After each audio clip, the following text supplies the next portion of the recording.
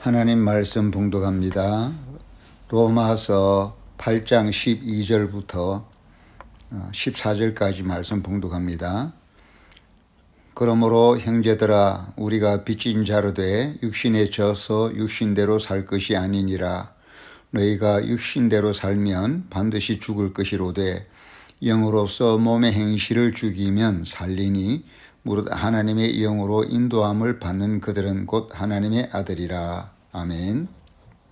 오늘도 주시는 말씀으로 생명의 양식을 삼고 또 하나님께 더욱더 가까이 나아가는 은혜가 있으시기를 주님의 이름으로 축원합니다.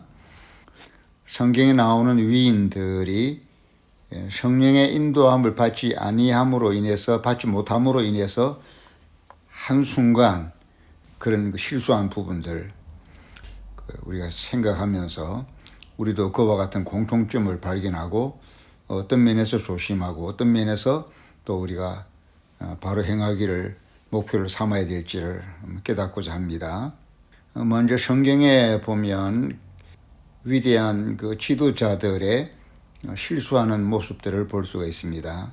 모세의 경우를 보면 이스라엘 백성들이 물이 없다고 부르짖고 원망하자 하나님께 모세가 엎드렸고 또 하나님께서는 응답하셔서 반석을 향하여 지팡이를 내밀어서 물을 내라라고 이렇게 응답을 주셨습니다.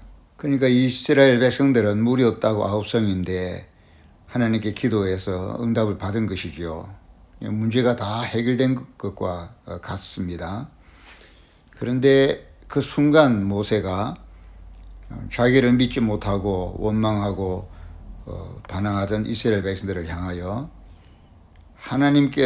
주께서 너희들에게 물을 주실 것이다 라고 하나님의 영광을 드러내어야 함에도 불구하고 우리가 너희에게 물을 주랴 라고 말하면서 마치 하나님이 아닌 자신들이 물을 주는 것처럼 자신을 은근슬쩍 끼워 넣었던 것입니다. 사실은 하나님이 주시는 물인데 우리가 너희들에게 물을 주랴라고 이렇게 말함으로써 자기를 내세웠던 것인데 한순간에 불찰이죠. 백성들이 하도 믿어주질 않으니까 거기서 오는 압박감에서 또 속상해서 하나님이 너에게 물을 주실 것이라고 말씀하지 아니하고 우리가 너에게 물을 주랴라고 이렇게 자기를 내세웠던 것이 불찰이었습니다. 그로 인해서 하나님께서 너희가 이스라엘 백성들 회중 앞에 내 영광을 나타내지 아니했다라고 말씀하시고 그것으로 인해서 가나안 땅을 바라만 보고 들어가지는 못하는 산 꼭대기에서 생애를 끝내고 마는 가슴 아픈 그 실수의 부분입니다. 이렇게 한평생을 하나님 앞에 온전한 신앙생활을 유지하다가도 한순간 이런 실수한 부분 때문에 그 마지막이 기대했던 것만큼 누리지 못하는 애석한 그런 장면이 성경에 나옵니다. 사울 왕도 마찬가지죠.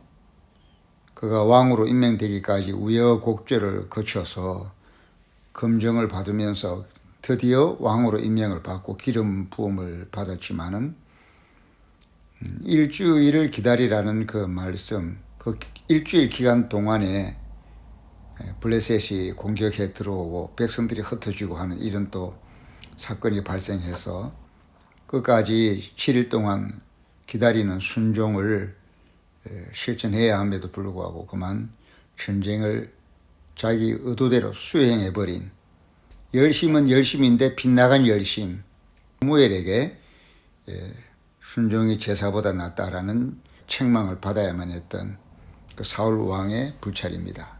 또 다윗도 마찬가지입니다. 다윗이 늘 믿음으로 하나님을 섬겼고 승리를 해왔는데 마지막 단계에서 우리들의 군사의 숫자가 얼마나 되나 하나님을 믿고 의지하는 마음보다는 군사들의 숫자를 세고 거기서 만족감을 얻으려고 했던 인간 본능 속에 숨어있는 하나님이 아닌 자신의 세력, 자신의 힘 이런 것들을 한번 점검해 보고자 하는 확인해 보고자 하는 그 욕구가 하나님에 대한 절대 믿음에서 불찰이 된 겁니다. 그로 인해서 하루에 7만 명이 죽는 그런 그 징계를 받았고, 다윗이 얼마나 놀래고 얼마나 하나님 앞에 죄송했는지, 내가 범죄했는데 왜 죄 없는 백성들이 죽어야만 합니까? 라고 하나님 앞에 호소하면서 회개하고 번제를 드리며 화목제를 드렸던 그런 아픔이 있었죠. 물론 또 솔로몬도 마찬가지입니다. 그렇게 지혜롭고 또 성전을 건축한 그 솔로몬이 말년에 우상을 섬기는 자를 아내로 또 불러들임으로 해서 큰 이제 실수를 범하고 그런 불찰이 되었던 겁니다. 전무후무한 지혜의 왕 솔로몬이 이런 실수를 저질렀다는 것은 정말 안타까운 일이죠. 또 그런가 하면 히스기야도 마찬가지입니다. 15년 생명을 연장받기까지 얼마나 눈물로 하나님 앞에 간절히 기도하고 또 그로 인해서 하나님 앞에 귀한 응답을 받아서 15년이나 생명을 연장했건만 한순간에 그 자랑하고픈 마음을 억제하지 못하고 또 스스로를 분별하지 못하고 바벨론의 사신들에게 국고의 모든 보물들을 다 보여주고 자랑하다가 침략을 당했고 또 많은 것을 빼앗기게 됐죠. 욥기에도 욥은 사람 앞에 이렇다 할 잘못을, 그리고 하나님 앞에 이렇다 할 잘못을 범한 적이 없는 그런 그 옳음, 의로움의 거의 완성 단계라고 말할 수 있었지만 그 자기의 의로움을 스스로 의롭다라고 말하는 그것이 불찰이 되어서 하나님이 주시는 의로움과 그로 인한 겸손과 그로 인한 하나님께 영광을 돌리면서 빗나간 하나님을 불의한 자로 그렇게 표현하는 우를 보냈습니다. 그 욥의 불찰이었죠. 의로운 자의 의로움이 불찰의 원인이 되었던 것입니다.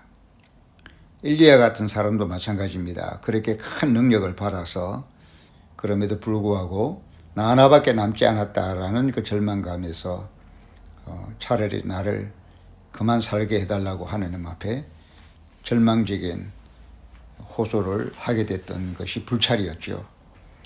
하나님은 살아계시고 얼마든지 계획이 있으신데 그런 하나님을 몰라보고 자기 절망에 사로잡혀서 죽게 해달라고 하나님 앞에 호소한 그것이 불찰이었던 것입니다. 어쩌면 엘리야 같은 이런 선지자에게 이런 실수가 있을 수 있을까 안타까운 모습입니다.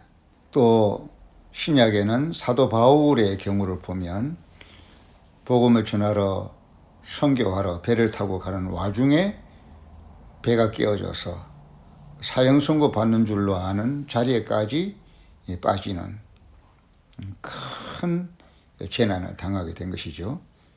그 이유가 무엇이냐 할 때 자기를 의뢰하지 말고 죽은 자를 다시 살리시는 하나님만 의뢰하도록 하기 위해서라고 그렇게 성경은 밝히고 있습니다. 천하에 충성하는 사도인 바울이 그것도 복음을 전하러 지금 배를 타고 가는 와중에 그런 선한 의도와 또 선교를 수행하는 충성된 걸음을 걷는 와중에 하나님께서 바울의 그 모든 여행길을 풍랑으로 파선으로 부서지게 하시고 자기를 의뢰하지 말고 죽은 자를 다시 살리시는 하나님만 의뢰하게 하려고 연단하신, 우리가 볼 때는 너무나 의아스럽고 안타깝게 느껴지는 그런 사도 바울의 내면에 숨어 있는 불찰이었습니다. 마치 다윗의 마음속에 군사들의 수를 세고자 하는 본능이 머물러 있었던 것처럼 바울의 마음속에도 자기를 의뢰하려고 하는 그런 본능적인 불씨가 그 마음속에 숨어 있는 것을 하나님은 보시고 그것을 회개하게 하고 자세를 고치게 하시는 계기로 삼았던 것입니다. 이렇게 성경에 나오는 위대한 인물들, 모세의 불찰, 사울의 불찰, 욥과 다윗의 불찰, 솔로몬의 실수, 히스기야의 실수, 엘리야의 불찰, 사도 바울의 불찰, 작은 순간들이지만 하나님의 성령의 영으로 인도함을 받지 못할 때 자기를 의뢰하거나 하나님의 영으로 인도함을 받지 못할 때 발생하는 이 실수와 불찰의 순간들, 너무나 애석하고 안타까운 불찰의 순간들을 우리가 볼 수가 있는 것입니다. 또 한 사람은 더 우리가 예를 들자면 호세아 6장 4절에 하나님께서 에브라임 북쪽 이스라엘을 가리켜서 에브라임이라고 칭하시고 남쪽 유다를 유다라고 칭하시면서 책망하시는 장면이 나옵니다. 호세아 6장 4절입니다. 에브라임아 내가 네게 어떻게 하랴, 유다야 내가 네게 어떻게 하랴, 너희의 인애가 아침 구름이나 쉬 없어지는 이슬 같도다. 그러므로 내가 선지자들로 저희를 치고 내 입의 말로 저희를 죽였노니 내 심판은 바라는 빛과 같으니라 라고 말씀하시면서 에브라임을 징계하시고 유다를 징계하신 그 이유를 말씀하고 계십니다. 이 에브라임은 사사기에 보면 국가에 중요한 행사가 있을 때마다 그 행사에 적극 개입하지 않고 있다가 모든 전쟁이 끝나고 승리가 결정되었을 무렵에 나타나서 왜 우리에게 보고하지 않았느냐, 왜 우리와 함께 가지 않았느냐, 늘 이런 식으로 자존감과 체면을 앞세워서 따지고 하던 그 지파가 바로 에브라임입니다. 사사기에 기드온에게 에브라임이 그렇게 항의를 한 적이 있고 또 입다 사사가 전쟁에 승리하고 돌아올 때도 역시 에브라임이 나타나서 자기들을 알아주지 않는다고 이렇게 시비를 건 적이 있습니다. 그러니까 에브라임은 요셉이 낳은 두 아들 중에 한 사람입니다.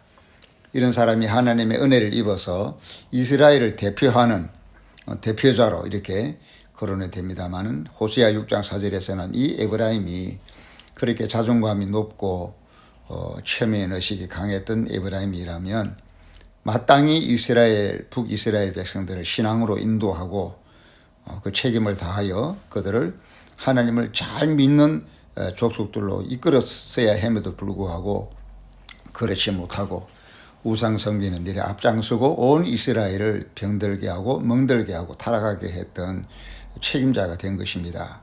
그래서 호세아 6장 4절에 에브라임아 내가 네게 어떻게 하랴, 유다야 내가 네게 어떻게 하랴, 하나님이 이렇게 책망하시는 모습을 봅니다.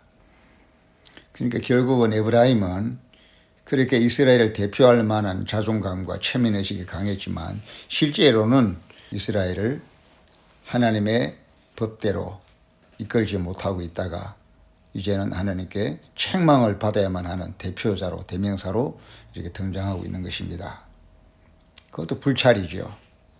마땅히 이스라엘 대표할 만한 자리로 등극을 했으면 그만한 역할을 해야 되는데 그 역할을 하지 못하고 알량한 어떤 자기의식과 또 체면의식에 사로잡혀서 그것만 생각했지 실질적으로 하나님의 법도를 따라서 온 백성의 모범을 보이는 그런 일에는 미흡했던 것입니다. 이렇게 성경에 보면 가장 우리가 존경할 만한 모세나 또 다윗이나 엘리야나 또 신약의 바울이나 이런 위대한 인물들이지만은 좀 더 적극적으로 하나님의 영, 하나님의 성령으로 인도함을 받지 못한 그 한 짧은 순간에 불찰을 범하는 이런 사건이 발생하곤 한 것입니다.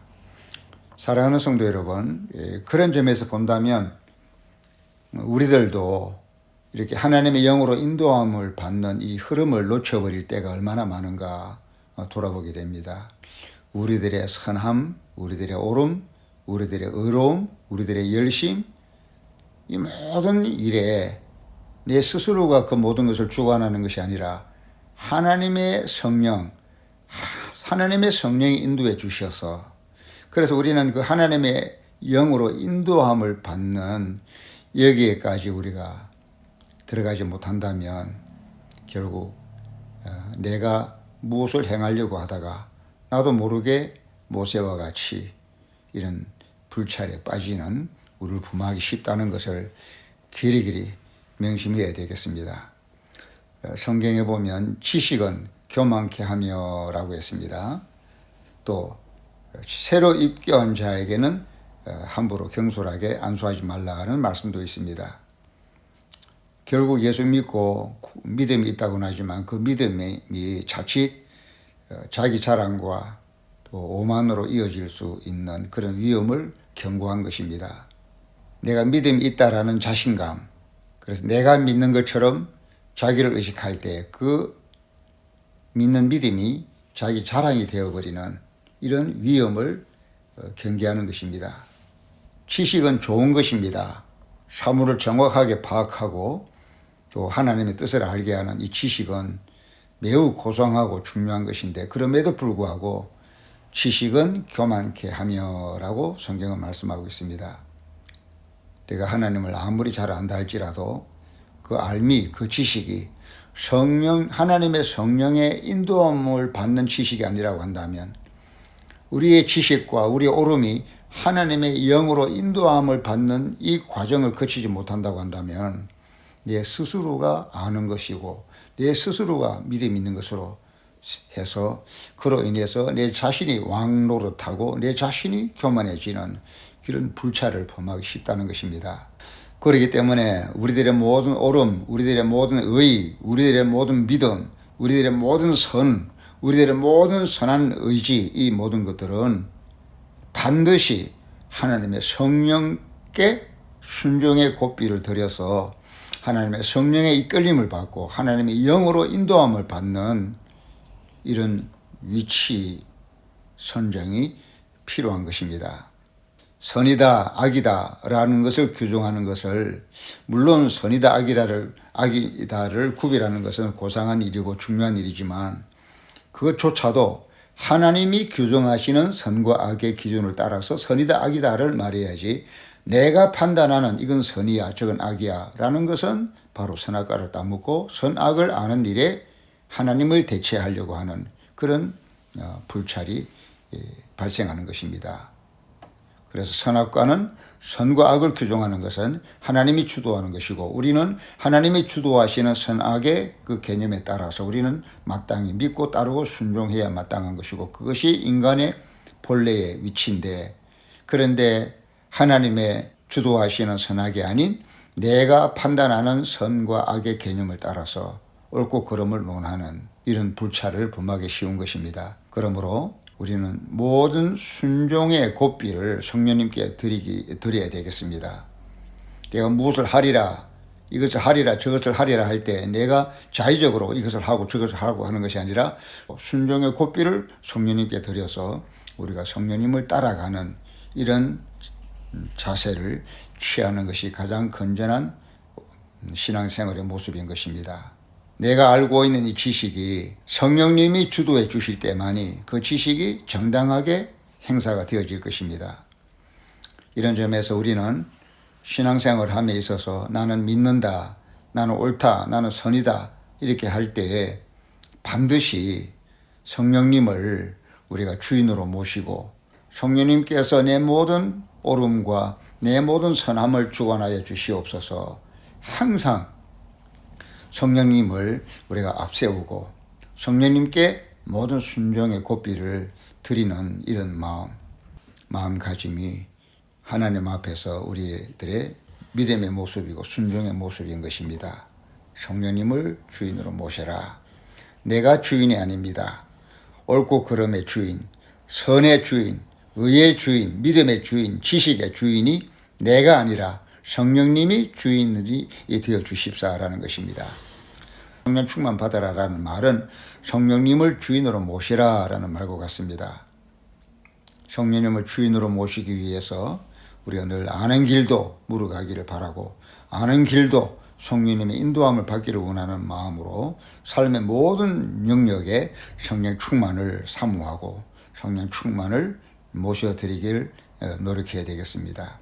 성령 충만하기를 갈망하여, 그렇게 갈망하는 마음이 바로 하나님 앞에 겸손이요, 율법을 통하여서도 우리가 겸손하지만 성령을 갈망하고 의지하는 그 마음 자체가 하나님의 도움이 없이는 나는 아무것도 할 수 없습니다라는 겸손의 고백인 것입니다.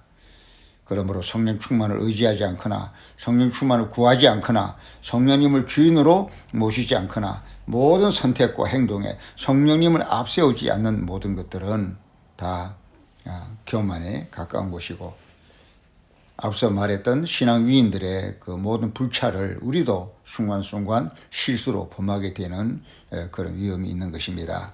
마치 이스라엘 백성들이 알지 못하는 광야 길을 걸어갈 때에 오로지 불기둥과 구름 기둥만 바라보면서 하나님의 인도를 받았던 것처럼 우리도 성령의 불기둥을 늘 갈망하고 그 성령의 충만함이 우리를 앞서 주시기를 갈망해야 되겠는데, 그렇게 성령 충만을 구하지 아니하고 사모하지 않는다는 것 자체가 우리도 별 수 없는 불찰을 범하는 이런 순간이 되는 것입니다.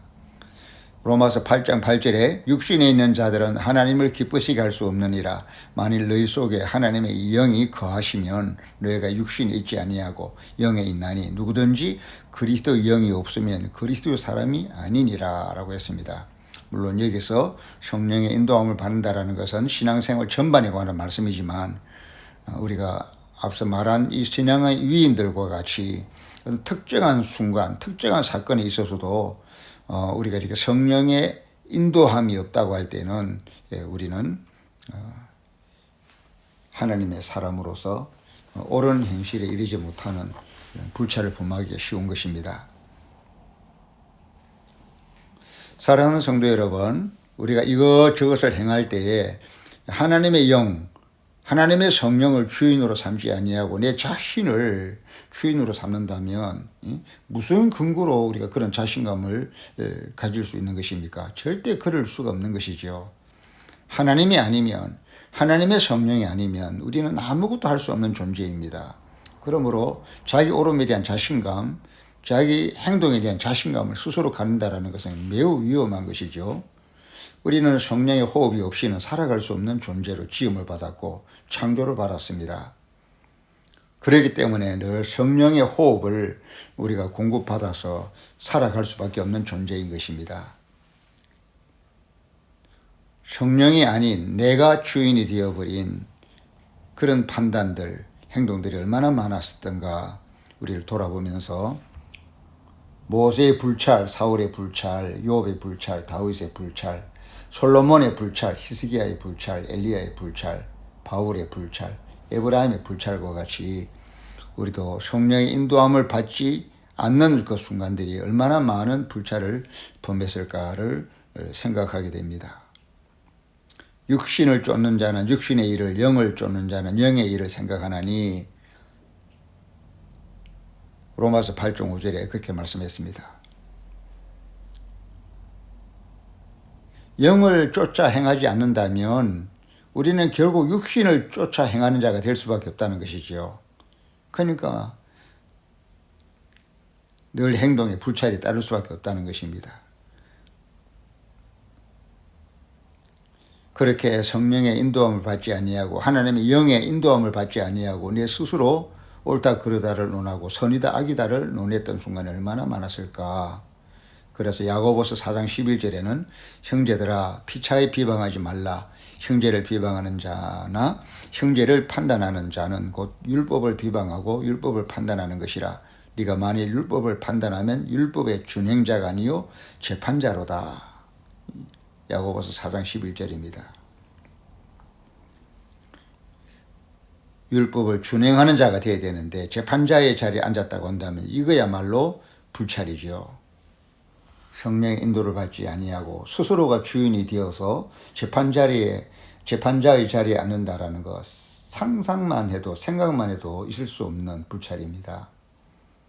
사랑하는 성도 여러분, 우리는 가장 안전하고 확실한 신앙, 가장 안전하고 확실한 교회 생활, 가장 안전하고 확실한 삶을 살아야 되겠습니다. 다시 말해서 하나님 앞에 매사에 옳다 인정함을 받는 자가 되어야 되겠습니다. 성령님께 인도함을 받는 삶이 되어야 되겠습니다.